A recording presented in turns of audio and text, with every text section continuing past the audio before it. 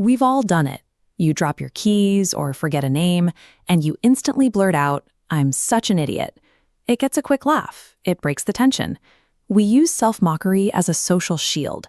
By pointing out our own flaws first, we feel we've neutralized the threat of anyone else seeing our insecurities. While it feels like a harmless social performance, your brain is actively taking notes. Every punchline delivered at your own expense functions as a highly effective string of destructive code, programming your mind to accept failure as your default state. Your casual, everyday speech functions as a persistent internal barrier. This self-directed dialogue often creates more resistance than any external enemy ever could. Bruce Lee is remembered for the peak of his physical martial arts, but his physical dominance was a direct consequence of mastering his own psychology. Lee followed a strict rule of self-mastery. Never speak negatively about yourself, even when you're joking. And this rule raises a specific question. Why would the human brain process a clear joke as a literal threat? The discipline he applied to his body relied on a ruthless discipline of his tongue. He operated on the principle, you cannot forge a strong external reality using weak internal dialogue. The subconscious mind is entirely literal. It functions without a sense of sarcasm, irony, or comedic timing. When you say, "I'm a mess," your brain accepts it as an objective biological fact. It signals the release of stress chemicals into your bloodstream to align your physiology with that declared reality. Your body instantly coordinates to match the words. Your posture drops, your breathing tightens, and red warning signals fire down the spinal column.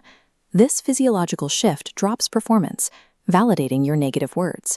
You're now locked into a chemical feedback loop of failure.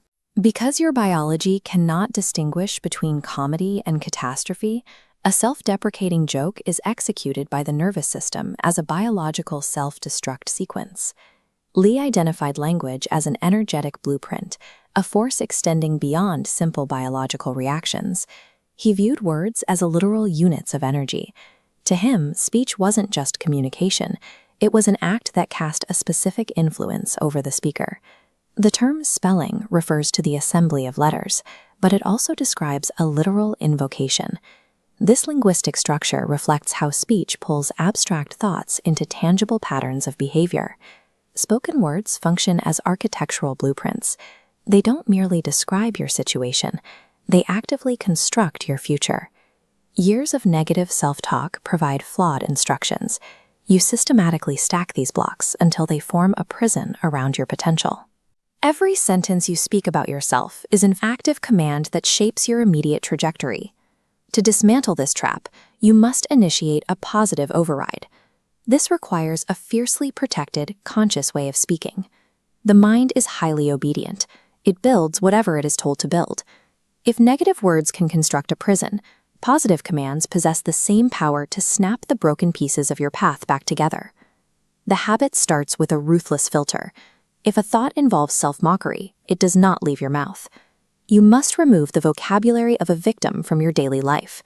You begin speaking with the clear authority of a person who owns their own direction. Governing your internal and external dialogue is the only way to reconfigure your future reality. Bruce Lee's legacy serves as a demonstration of perfectly disciplined energy. To Lee, the spoken word was a weapon in the human arsenal. It either fortifies your resolve or hollows out your progress. Treat every syllable spoken about yourself with reverent seriousness. Your language determines the mental state you bring to every challenge. By dictating the terms of your self-talk, you stabilize the psychological foundation of your performance.